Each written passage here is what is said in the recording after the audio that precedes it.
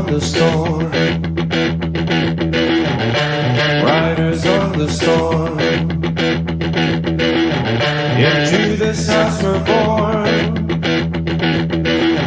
Into this world we're thrown. Like a dog without a bone, an actor out alone. Riders on the storm. And the music was good and the music was loud.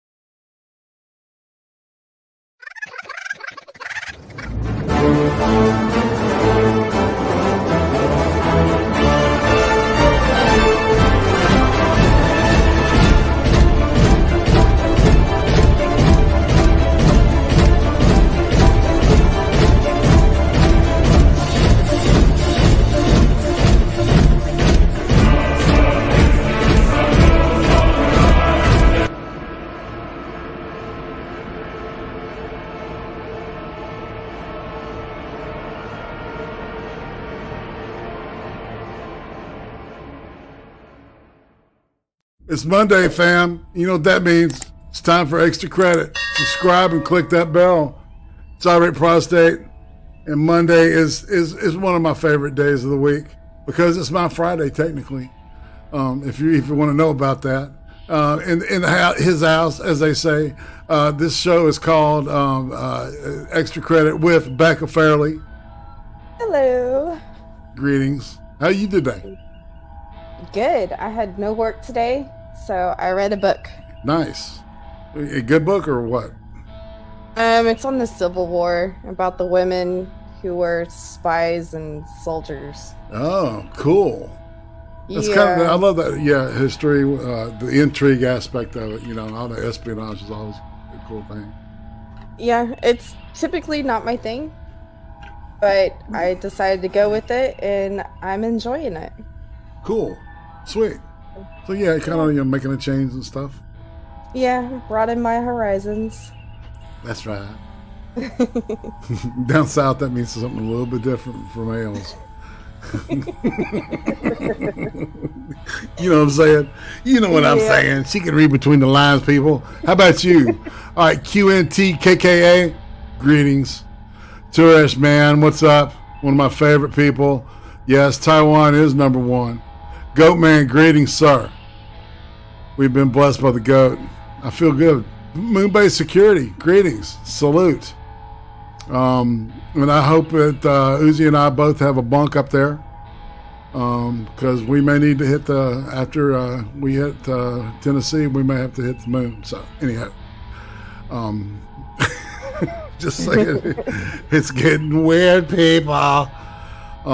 So yes, in the weirdest year that I've lived in, I believe I can safely say that this is the weirdest year that I have ever lived in. Yeah. Yeah, it just keeps getting weird, and it ain't stopping.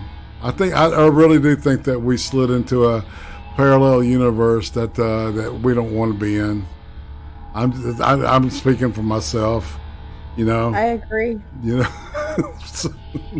And I think 2021 will be even stranger for us. Yeah. So I don't know. I'm going to learn to appreciate 2020, I think. Indeed. I bet. Especially if the malfeasance of the election is not rectified. Just saying exactly what I mean. Anyway, people, so we've been, Beck and I have been doing this thing, the Spectre of Communism. It says part 5, but technically it's part 7 because of the way that they've divvied these up into digestible 25-minute, and I've got them cut down, and I've adjusted the audio. I've taken the music out as much as I can. And then we've got another video from 1972 called Tragedy or Hope, which is interesting. I watched it and I went, oh, okay. So imagine, say we got a little, but it takes place back in the 60s, right?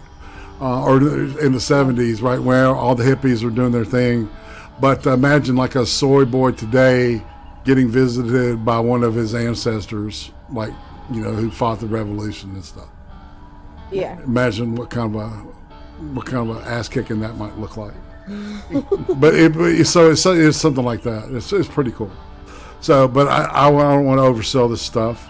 Let's go ahead and slide into the solar flare room, where you must have to bathe and get our vitamin D and our zinc, because you never know. You know what I'm saying? Vitamin D. Mm-hmm. Yeah. And in case, so if you're listening to this on the recording, this is Monday, the 9th of November, 2020. So just to give you a little historical perspective. What Becca and I do every month is we come in here and we watch this stuff. And this is the way I was raised. So some of the purely propaganda type stuff that you see, it really reflects my upbringing. And you know, they can call it, you know, I'm going to try to expose as many people as I can, because I think it's the right way to look at communism. I don't think it's a good thing. I don't think socialism, you know, if it was doable, it would have been done. Agreed. So there's that. Anyway, so without any further ado, fam, let's do this thing. Let's light these tires, and we're going to crank up this. 3. From the New Deal to Progressivism.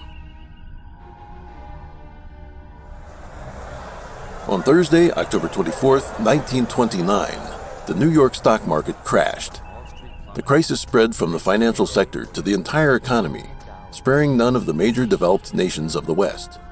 Unemployment spiked to over a quarter of the population, and the total number of unemployed exceeded 30 million. Apart from the Soviet Union, industrial production in major industrial countries dropped by an average of 27%. In early 1933, within 100 days of Roosevelt's inauguration, many bills were introduced around the theme of solving the crisis. The policies increased government intervention in the economy and passed major reforms. Congress enacted the Emergency Banking Act, Agricultural Adjustment Act, National Industrial Recovery Act, and Social Security Act.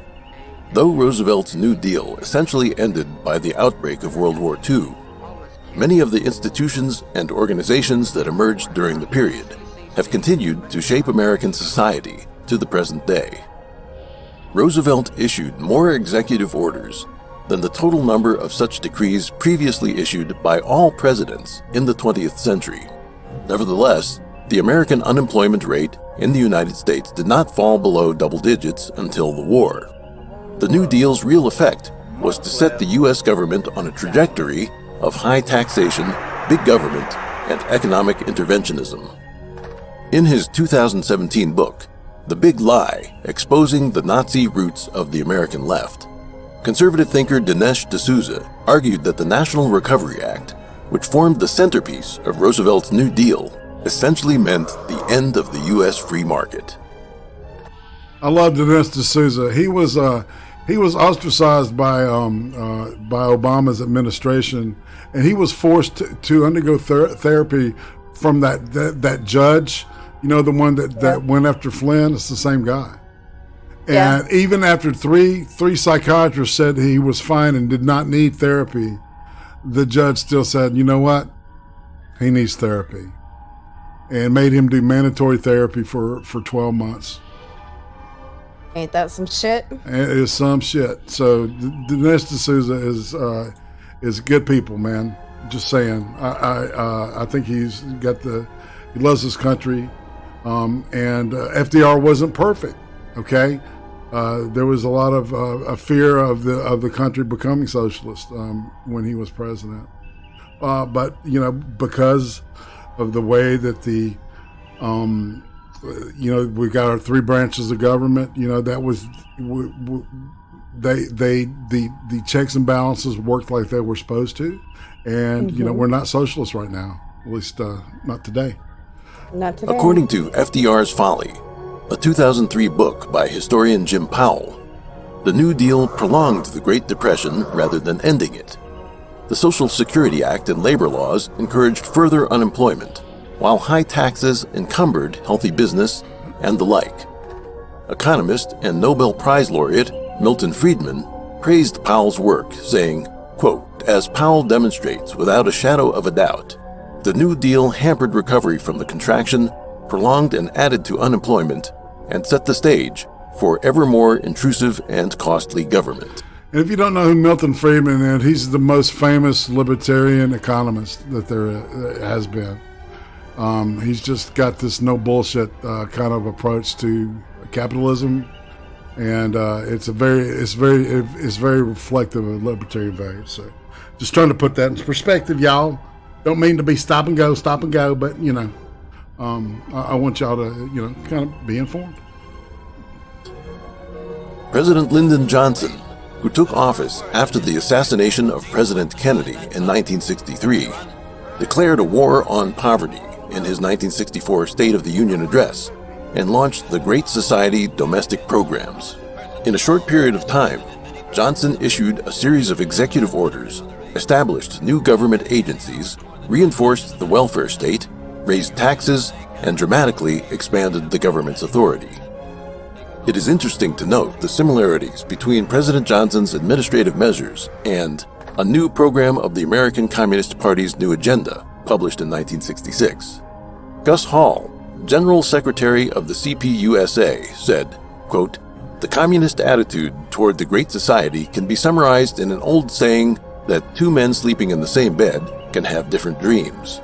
We communists support every measure of the Great Society concept because we dream of socialism." In America, we say two men sleeping in the same bed are homosexuals. Hall's same bed refers to the Great Society policies. Although the CPUSA also supported the Great Society initiative, the intention of the Johnson administration was to improve the United States under the democratic system. The Communist Party's intention was to ease the United States into socialism step by step. The most serious consequences of the Great Society and the war on poverty are threefold. They increased dependence on welfare, discouraged people from working, and damaged the family structure. Welfare policies favored single-parent families, in turn encouraging divorce and children born out of wedlock.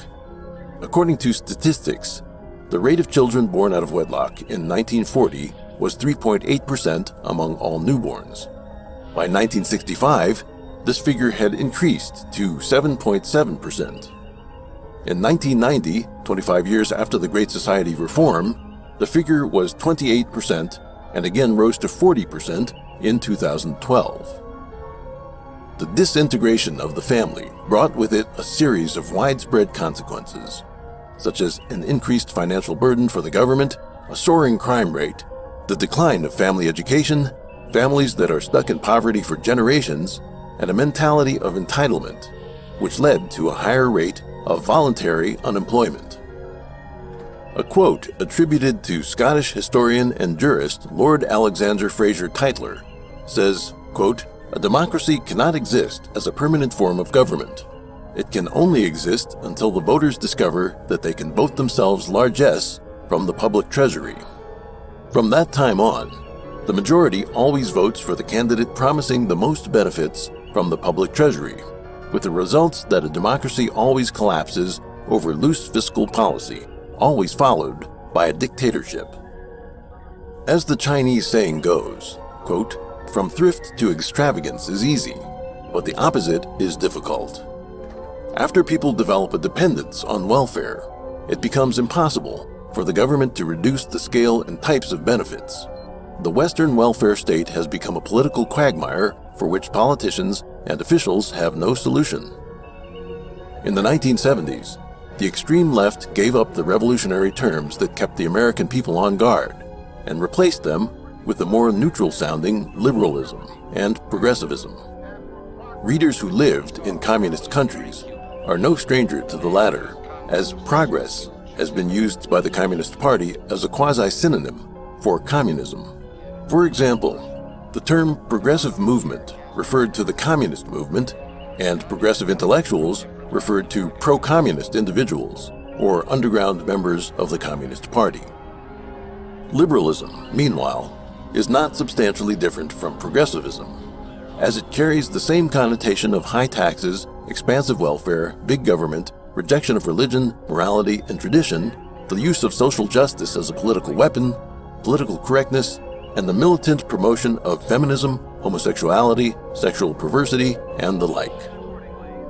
We do not intend to point fingers at any political figure or individual, for it is indeed difficult to make correct analysis and judgments in the midst of complex historical developments.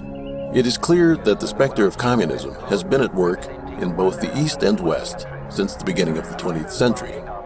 When violent revolutions succeeded in the East, it spread the influence of communism to the governments and societies of the West, shifting them ever leftward. 4. The Cultural Revolution of the West. The 1960s, a watershed moment of modern history, saw an unprecedented counterculture movement sweeping from east to west, in contrast to the Cultural Revolution of the Chinese Communists. The Western counterculture movement appeared to have multiple focuses, or rather to lack any focus. Over the decade from the 1960s to the 1970s, the mostly young participants of the counterculture movement were motivated by various pursuits. Some opposed the Vietnam War, some fought for civil rights, some advocated for feminism and denounced father figures, some strove for homosexual rights. Topping this off was a dazzling spectacle of movements against tradition and authority that advocated sexual freedom, hedonism, narcotics, and rock music.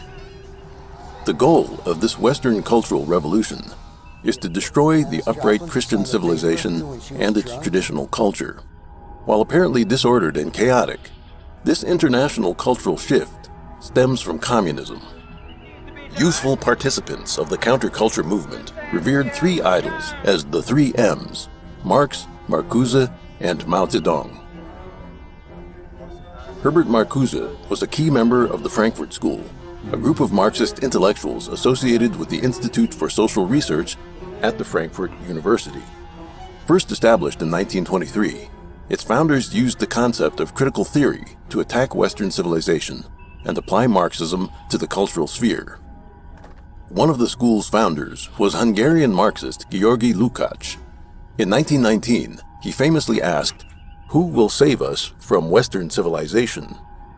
Elaborating on this, he said that the West is guilty of genocidal crimes against every civilization and culture it has encountered.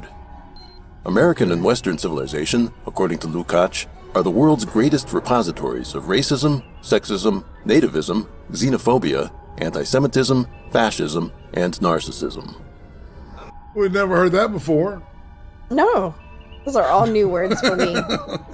It's like, holy shit, they've been a broken record for 50 years. In 1935, the Frankfurt School Marxists relocated to the United States and became affiliated with Columbia University in New York. This gave them an opening to disseminate their theories on American soil. With the assistance of other leftist scholars, they corrupted several generations of American youth. Combining Marxism with Freudian pansexualism, Marcuse's theories catalyzed the sexual liberation movement. Marcuse believed that repression of one's nature in capitalist society hindered liberation and freedom. Therefore, it was necessary to oppose all traditional religions, morality, order, and authority in order to transform society into a utopia of limitless and effortless pleasure. Somehow I think that maybe he was in it for something else. I don't know. What do you think, Becca? I think they're always in it for something else, something for themselves. Yeah, I think that, yeah. People don't change, man. No. Marcuse's famous work, Eros and Civilization, occupies an important place among the vast amount of works of Frankfurt scholars for two specific reasons. First, the book combines the thoughts from Marx and Freud and turns Marxist critiques on politics and economy into a critique on culture and psychology. The book also built bridges between Frankfurt theorists and the young readers, enabling the cultural rebellion of the 1960s. Marcuse said, quote, "The counterculture movement can be called a cultural revolution, since the protest is directed toward the whole cultural establishment, including the morality of existing society. There is one thing we can say with complete assurance. The traditional idea of revolution and the traditional strategy of revolution has ended. These ideas are old-fashioned. What we must undertake is a type of diffused and dispersed disintegration of the system." Few among the rebellious youths could grasp the mysterious theories of the Frankfurt School, but Marcuse's ideas were simple. Be anti-tradition, anti-authority, and anti-morality. Indulge in sex, drugs, and rock and roll without restraint. Quote, "Make love, not war. As long as you say no to all authority and social norms, you are counted as a participant in the noble revolutionary cause."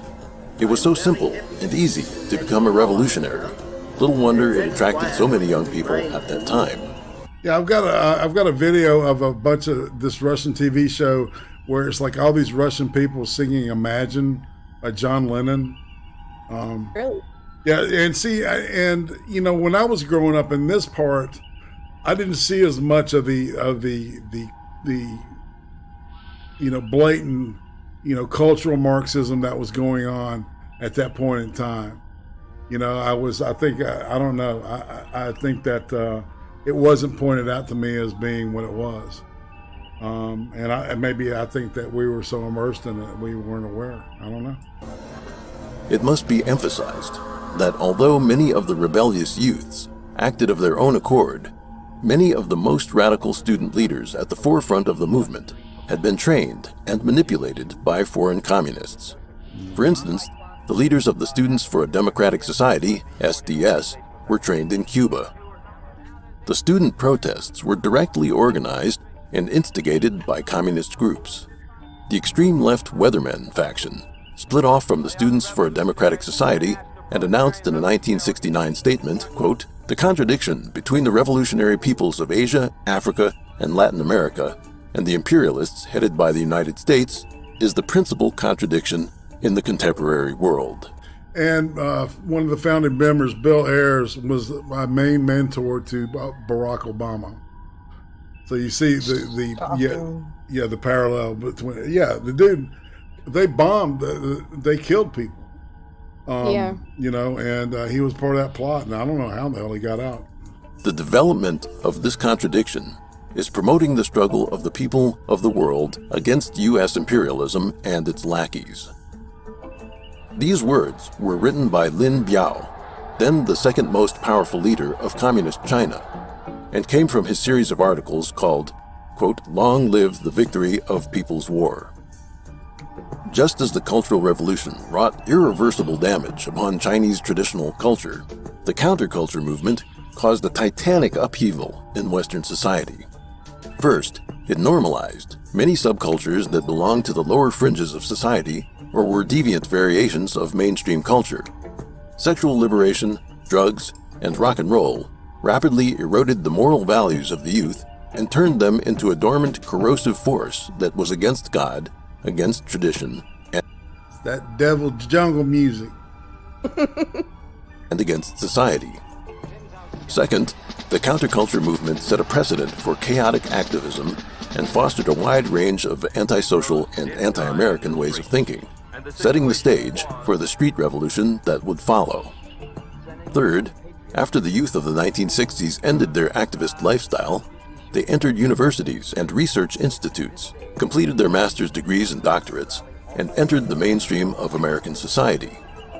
They brought the Marxist worldview and its values into education, media, politics, and business, furthering a nonviolent revolution across the country. Since the 1980s, the left has largely taken over and established strongholds in the mainstream media, academia, and Hollywood. The presidency of Ronald Reagan briefly reversed this trend, only for it to restart in the 1990s and reach a peak in recent years. 5. The anti-war and civil rights movements. In George Orwell's novel, 1984, one of the four main Oceanian ministries is the Ministry of Peace, which oversees the party's military affairs. The inverted meaning of its name points to a strategy employed by communists when one's strength is inferior to that of the enemy. Proclaim one's desire for peace. Extending an olive branch is the best way to hide an imminent attack. The Soviet Union and other communist countries were and continue to be adept practitioners of this strategy, which is employed to infiltrate the West.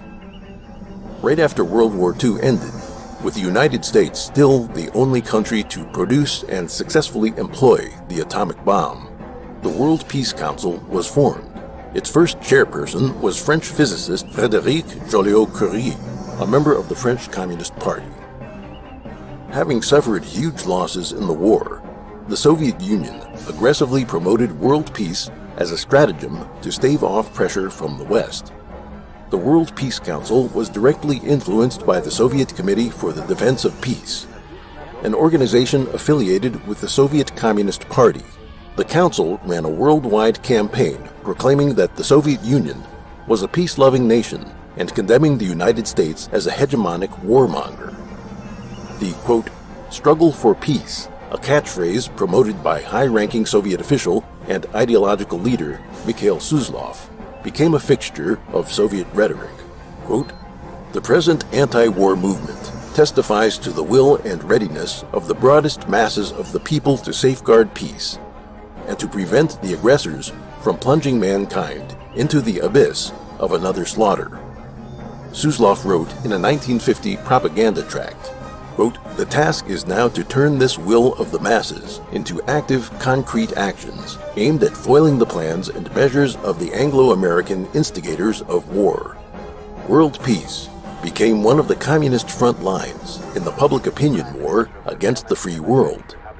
The Soviet Union sponsored a multitude of organizations and groups to push communist aims, such as the World Federation of Trade Unions, Women's International Democratic Federation, International Federation of Journalists, World Federation of Democratic Youth, and the World Federation of Scientific Workers.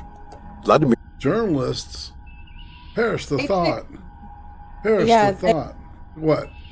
Fox, because they went journalism, our youth, our women. They knew exactly what they were doing, of course. Yeah. Bukovsky, a prominent Soviet dissident, wrote in 1982, quote, members of the older generation can still remember the marches, the rallies, and the petitions of the 1950s. It is hardly a secret now that the whole campaign was organized, conducted, and financed from Moscow through the so-called Peace Fund and the Soviet-dominated World Peace Council. Dude. Former Communist Party USA General Secretary Gus Hall said, quote, it is necessary to widen the struggle for peace to raise its level, to involve far greater numbers, to make it an issue in every community, every people's organization, every labor union, every church, every house, every street, every point of gathering of our people.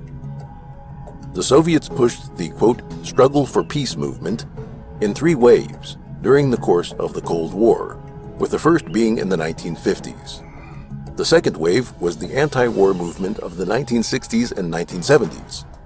Stanislav Lunev, a former officer of the Soviet GRU, military intelligence, who defected to the United States in 1992, said that, quote, the GRU and the KGB helped to fund just about every anti-war movement and organization in America and abroad. Ronald Radosh, a former Marxist and activist during the anti-Vietnam War movement, admitted, quote, our intention was never so much to end the war as to use anti-war sentiment to create a new revolutionary socialist movement at home. The third major anti-war movement took place during the early 1980s, when the United States strategically placed intermediate-range nuclear missiles in Europe. Yeah, 99 Luftballons is about those missiles, Pershings. They're medium-range nuclears. We had 99 of them there. Anti-war protesters demanded that both the United States and the Soviet Union limit their nuclear arsenals. And in 1987, the Intermediate Range Nuclear Forces Treaty, INF, was created. Given the lack of free speech and political transparency in the Soviet bloc, the treaty terms could only be effectively guaranteed in the democratic West. Following the Cold War and the onset of the War on Terror, organizations with communist or radical left-wing ties continued to play a major role in steering the U.S. anti-war movement. Communists also made efforts to hijack the American civil rights movement. As early as the late 1920s, the Communist Workers' Party of America believed there to be great potential for revolution among Black Americans. They do say the Black community runs on emotions, and that's why they're easy targets. Well, I say all Black Lives Matter. A communist propaganda handbook published in 1935, The Negroes in a Soviet America, proposed a racial revolution in the South, including the establishment of a Negro Republic to be combined with the overall proletarian revolution. In the 1960s, elements of the civil rights movement received support from the Soviet and Chinese Communist parties. The extremist Revolutionary Action Movement and the Maoist Black Panther Party were supported or directly influenced by the CCP. In the summer of 1965, several American cities were torn by race riots. After Leonard Patterson withdrew from the Communist Party USA, he testified that those leading the violent African American organizations enjoyed the party's strong support. Both he and Hall had received training in Moscow. Whether in terms of its organizational structure or ideological program, the Black Panther Party looked up to the CCP as its role model, using slogans such as Mao's, quote, political power rose out of the barrel of a gun, and, quote, all power belongs to the people. Mao's Little Red Book was a must-read for all members. Like the CCP, the Black Panthers advocated violent revolution. One of the Panthers' leaders, Eldridge Cleaver, predicted in 1968 a wave of terror, violence, and guerrilla warfare. At many black gatherings, participants waved the Little Red Book, mimicking the Red Guards, who were doing the same thing in China. The civil rights movement successfully brought race relations into public discussion and helped Americans heal some of the nation's deepest divides through peaceful means, such as legislation, demonstrations, boycotts, and education. However, left-wing revolutionaries have continued to use racial conflict as a springboard for their radical agendas.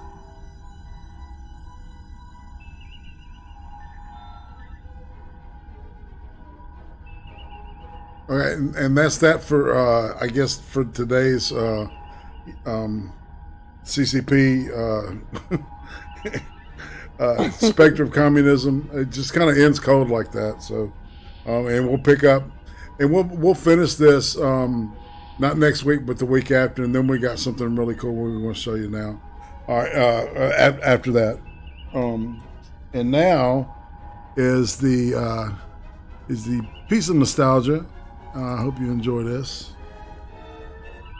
Let's see if I can make it happen here. I already love it. Yes, this is the way it was. The three of us besieged in the college library. Then suddenly to find out that one of us is a traitor. Sit down, Doc. Don't be a hero with a broken head. Open the door, John. Johnny, I said open it.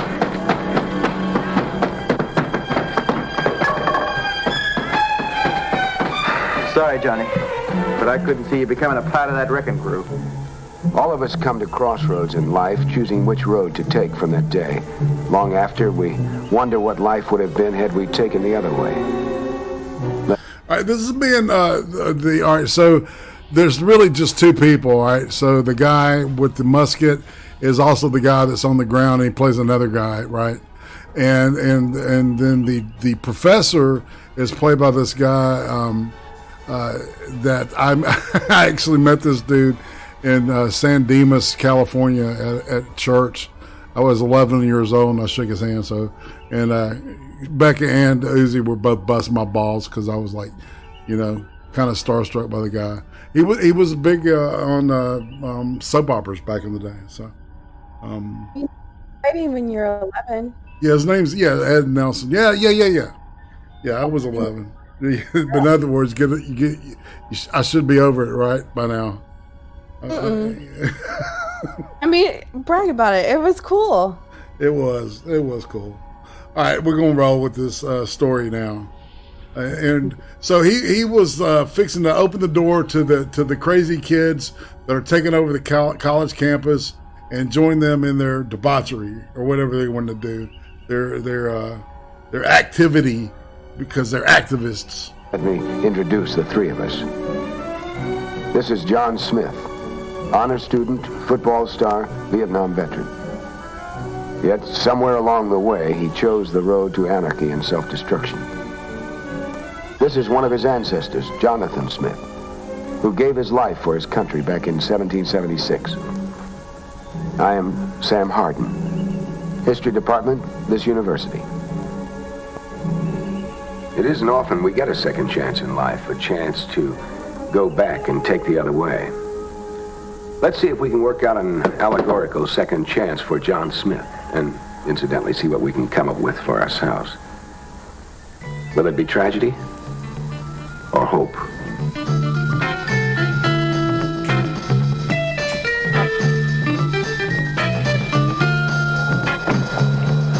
I don't know if that music might corrupt me, man. I don't know, after that last thing we watched.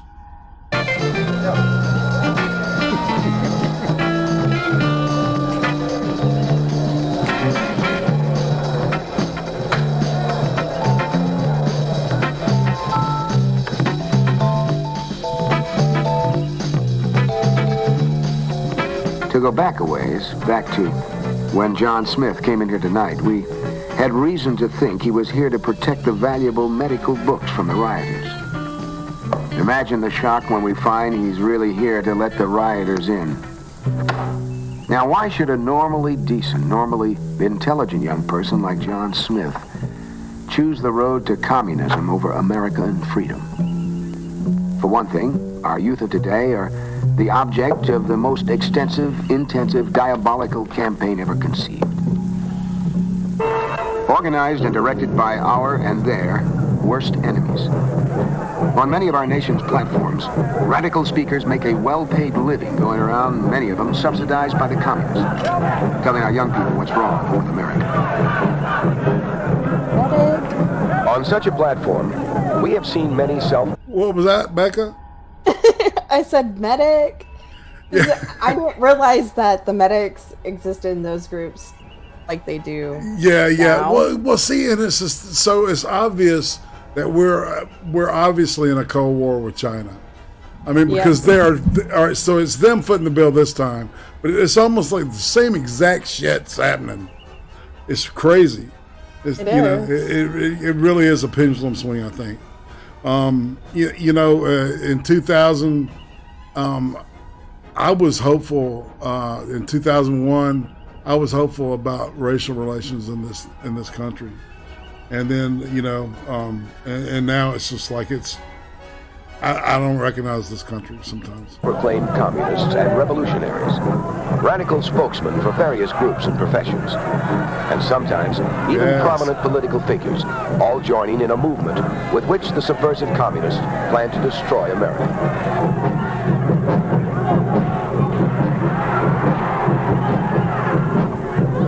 And why do so many of our young people fall for it?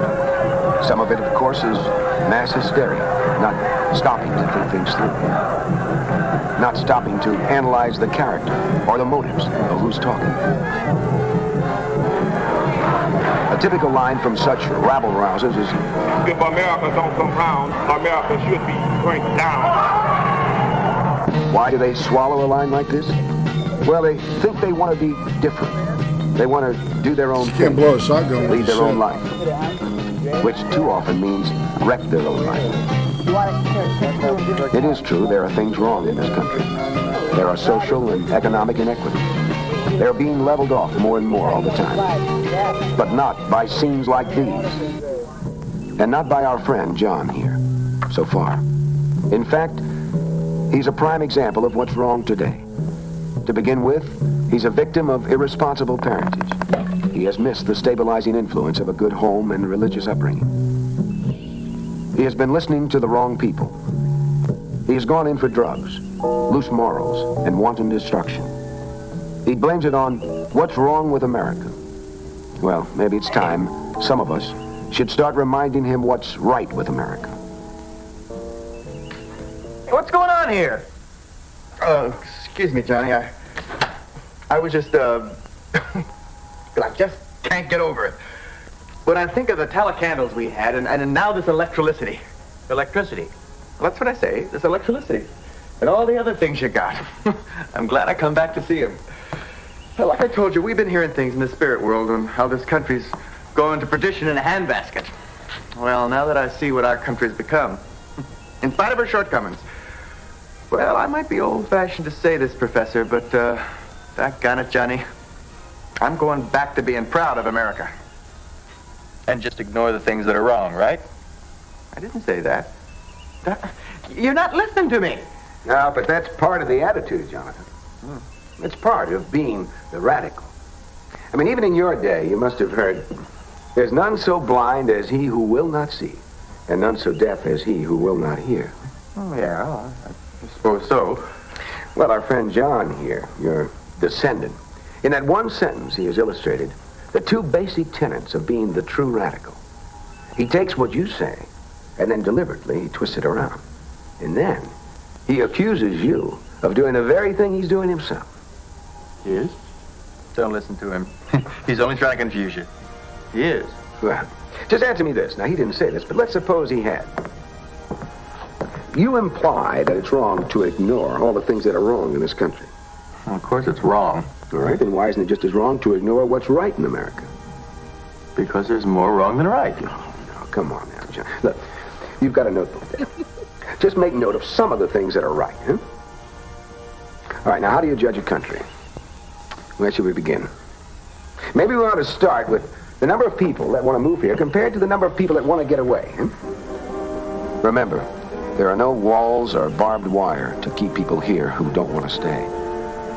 I've noticed even the ones who complain the loudest don't want to leave. Compare them with the millions who want to get in. Every year, people risk their lives to escape other countries, hoping to reach America. Many die trying. Yep. If it's such a shitty place, then why are people literally dying to get in here? Right? It's amazing that not much has changed from then to now. This could have been made last month, you know?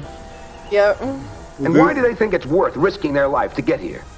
Freedom. That's the answer. And the highest living standard in the world.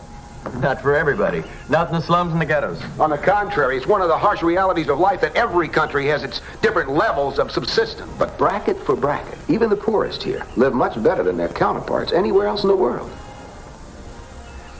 To have good living conditions, you have to have good working conditions, both in and outside the home. We have the best working conditions both places. An infinite variety of home appliances, furnishings, and services to make housework immeasurably easier. On the farm and in the factory, the number and variety of power tools, ingenious machines, and labor-saving techniques make the job so much easier for the working man. Now, what does all this add up to, huh? Look, here we are. We make up 6% of the world's population, and yet we produce more than 50% of its manufactured goods. Our little 6% right here produces as much as the rest of the world combined. Now, isn't that remarkable? See, and what President Trump is trying to do is trying to get us back in that position, but by, you know,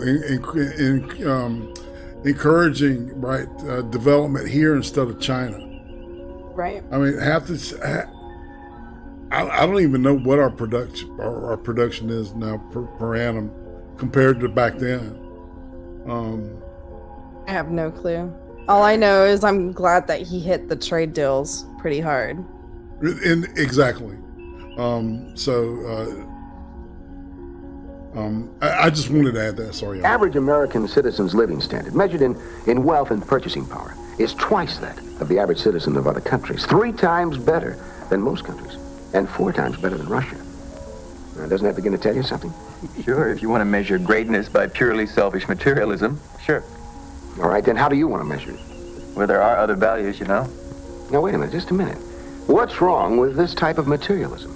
I mean, it's the difference between life in the jungle and life in civilization. And what other values are you talking about anyway? Cultural? Ethical? Yeah, among others. Well, it's materialism that fosters those values, among others. Materialism provides the money with which we can build and equip the most schools, the most churches, the most hospitals, the most libraries, and the most research centers. And as for being purely selfish, John, come on, use your intelligence. You know that the communist line is based on the big lie. They pull off some fiendish, indefensible act against a helpless nation or individual, and then they shout down world criticism by pointing at us and calling us capitalistic aggressors. For example, they suddenly attack Hungary. America protests, whereupon they accuse us of imperialistic provocation. Or another example, there's an earthquake or other catastrophe, perhaps in a communist country. Because Americans believe the cry of a child is as pitiful in a communist land as anywhere else, we rush great stores of medicine, food, and warm blankets to the stricken area. And what do the commies do? They remove all USA identification and replace with communist labels before distributing them. Then set up the howl that America is selfish for not helping more. When the plain fact is, America is the most generous country on earth. Through our churches, American Red Cross, care packages, and the government itself, we have provided foreign aid to more than 100 countries, running into countless billions. The United States has given more to needy nations, including communist countries, than all the communist countries put together have given to other nations throughout all time. Now, sure, of course, they're going to say that we're selfish. That's the way they operate. And others just parrot the communist line. On the other hand, outright gifts are only one way America aids other nations. As we constantly raise our standard of living, the spin-offs raise standard of other countries. America is the world's greatest inventor and perfecter. And Jonathan here seems to like our electric lights. I surely do. But then I like everything I see. Well, I think that makes a very good example. I said we were inventors and perfecters. Now, we didn't invent electricity, but the basic facts of electricity were known some 2,000 years before there was an America, by scientists in Greece and in England and in Germany. And for 2,000 years, nobody knew what to do with it. It remained for Benjamin Franklin to harness it. And his inventions were the basis from which later Americans invented and developed the electric light and the telephone, intercontinental radio, motion pictures, television, and so on. Hello, my honey. Hello, my ragtime gal. My baby. Send me a kiss by wire. other Americans have given the world the automobile, steamships, trains, planes, refrigeration, and the mechanized home, factory, and farm, and most of the medicines now used around the world. And again, some of these were known, or at least suspected in rudimentary form, but it remained for America to really develop them and give them to the rest of the world to enjoy. And mind you, John, America is only 300 years old, really just 200 years old as a nation. Well, it's a little older than that, but yeah, we do need to commemorate the Pfizer announcing that they evidently have a vaccine for the coof. How convenient it came right after the election. Just man, I couldn't keep my mouth shut about that shit. Yeah, I'm a little salty, y'all. Whatever. And yet, these 200 years, largely due to America, has seen the development of mankind as a whole increased astronomically over all the thousands of years before that put together. Yeah, man. Now tell me, John, what does this country have to do to rate your respect and admiration? May I say something? Sure. Well, it's done me a sight of good coming forward in time like this to see how wonderful things have turned out. But I wish I could take you back with me, back in time, back those 200 years when we were starting as a nation. I wish you could have seen this country then. Oh, it was pretty. Wild, but pretty. All woods and streams and hills and valleys, with patches of little farms. At first, most of us lived on farms. Because homes were scattered, each family was closer together. And because we lived so close to the land, and close to the seasons, and growing things, well, maybe it helped us feel closer to God. Oh, it was back-breaking work, farming those days. When I see how farming is done today, whoo-wee, it's hard to remember our first scratchings of the earth with the end of a stick. You just can't believe how much easier it's made the work all over the world. Because of mechanization in this country, only 5% of our people farm anymore. Yet the nation is the best fed it ever was, and we supply a lot of food to other countries. Of course, while better farm tools solved one problem, they raised some new ones, too. Farm workers were free to go into other kinds of production, and other production was sure needed. But how could they go? Travel, I mean. That's right, no highways. No, but there were waterways. Ahoy, mate. I'm interrupting something, I hope. Jack. Ah, there you are, Jonathan. Gentlemen, this is Jack. Captain Jack Smith. This is Professor Haddon. Ah, Professor. Hello, Captain. Oh, is this himself? It is. Here's another one of your ancestors, Johnny. Captain Jack Smith. What ho, Johnny? Hello. Oh, and a fine broth of a lad he is. Begorra, Johnny, we could have passed for twins, couldn't we now? Except for my Irish mother, who gave me this red hair. You're John Smith? Oh, no, 200 years before me he was. I'm Captain Jack. Captain Jack was with Rabbit Fulton. Were you the captain of the Claremont? No, but I was aboard it. Toot Fulton and I grew up together. Toot? Well, that's what we called him, us Pennsylvania farm boys. Toot was all the time dreaming up something. I mind the time he was 13. He fixed up a paddle wheel to our fishing boat so we wouldn't have to row it. He'd sit in the stern and go, toot toot. Then later he dreamed up the steamboat. In a way. Of course, there have been boats ever since Noah's Ark. The principles of the steam engine were known in Greece over 1,000 years ago and never developed. Or even the two things thought of together. No, not till America. That's right. Because you see, Johnny, in America, well, people have always been free to dream and to work to make their dreams come true. A lot of American inventors worked on the steamboat. There was Fitch, Stevens, and Rumsey, and Livingston. Of course, some of the boats weren't much bigger than rowboats, and it was a hard time they had going more than 3 miles an hour. A Green Mountain boy could walk faster than that, if he could find 3 miles of open ground. Fulton designed a special boat with a special engine. We run it from New York to Albany and back. 32 hours up, 30 hours back. But the round trip, mind you, was nigh on 300 miles. And that's something a steamboat had never done at all before. So that's why Toot Fulton gets credit for the first steamboat. That was the Claremont. Sure. But her full name was Catherine of Claremont. Catherine was the name of Fulton's wife, and Claremont was the name of her papa's farm. You see, He put up power. And they taught us that, like, you know, I learned that in school about Fulton, inventing the steam engine and the steamboat. I did too. Yeah. So, well, good. Out of the money. Oh? People forget things. They forget all the other things that Fulton did. I'm glad they didn't try to wokeify it and make it some kind of ethnic bullshit. Right? To advance water travel all over the world. You see, the way he saw it in this new wilderness land, it was a heap easier to build waterways than highways. Why, he dreamed up a system for making rivers more navigable and tied them together with canals. Indeed, he even invented the first power digger to ream out rivers and dig canals. Hey, Chris. He planned the Erie Canal from the Hudson River to Lake Erie, one of the first real steps in pushing this nation westward. And did you know he built 15 more steamboats, including the Raritan and the New Orleans, that opened up power shipping up and down the Mississippi? Now, the New Orleans, that's the one I was captain of. Oh. And he worked in Europe, too, didn't he? Oh, indeed he did. He helped several countries with their river and canal systems. So you see, Johnny, America was still young, not much older than you are now. Already she was helping other countries, and she's been doing it ever since.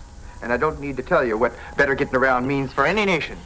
If this nation had done nothing else, she's justified her destiny by developing power transportation for the world. Water, land, and air. And remember, all this in little more than a century. 100 years. Why, that's no time at all, when we can trace other civilizations back 10,000 years. In a little more than 100 years, this nation has given the world the steamboat, and then the railroad, and then the Model T. Oh, don't tell me. Smitty! Hello, Smitty. Meet Professor Hatton. Professor, this is John Jeremy Smith, but you call him Smitty. Pleased to meet you, Professor. Hi, Smitty. And that young fellow over there is, grandfather. Well, you remembered. You couldn't have been, what was it? 7 or 8 when I died. 8, but I remember.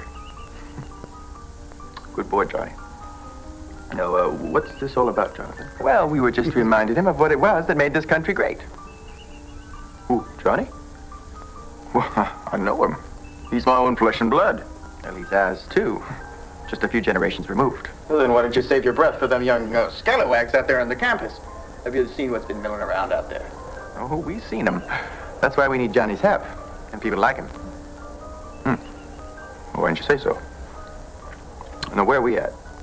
Well, we were talking about America's contributions to the world in materialistic ways. Just a few highlights.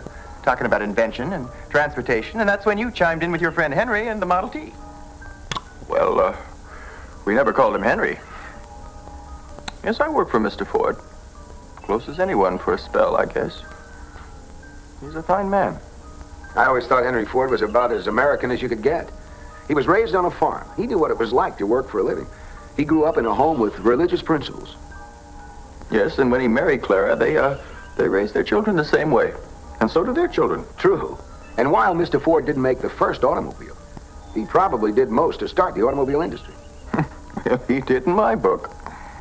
Old Model T was the first what you'd call a practical automobile. One the general public could afford. He also developed the moving assembly line, another American invention. That's One the in other biggest countries contribution, now. in my opinion. Assembly lines not only made the work easier, the increased Everything's efficiency so much raised easier. wages. But Mr. Ford didn't have it all his own way very long. The competition found ways to make better cars.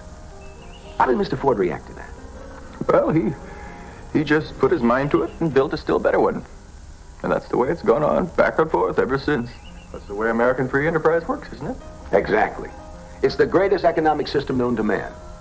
It allows you to take the greatest good and bring it to the greatest number. Our enemies say that we're materialistic. We are. We provide material benefits that make life better and longer. And not just for America, but all over the world. I wish I could say we were completely unselfish. But I can say this.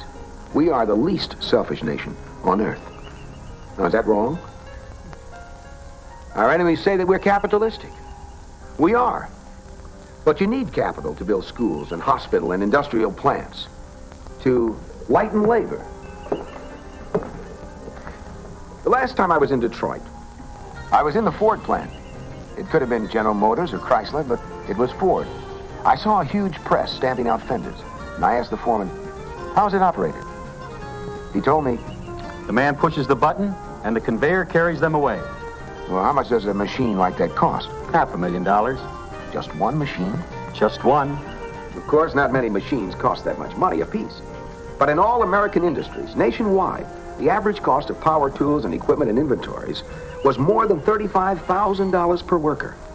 Now, American industry has put up that capital so that they can produce more and better goods, less laboriously, and in a competitive market, so that more people can enjoy more and better products. Now, that is the American capitalistic system. Is that wrong? No, Then what is wrong? that's wrong. You gotta go out there and put a stop to that foolishness. You think we can do it alone? Well, we'll never know till we try. And I will learn. I've fought for this country once, I can do it again.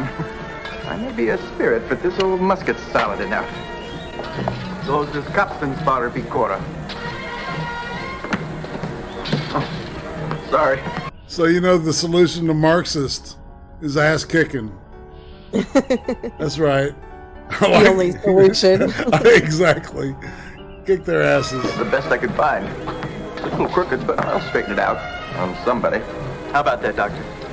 That's quite a family I'm from, huh? Yes, and it's quite a country they've helped build for us. Yeah. Wait a minute, fellas. What's the matter, Johnny? You've given me something better than this. We've had it all along, we just haven't been using it enough. I'm gonna go out there and tell them what's right with this country. That's still our best weapon. When detractors start on what's wrong, we're gonna counter with what's right with America. They make the difference, you know, between today's tragedy and our hope of the future. Let's try it, huh?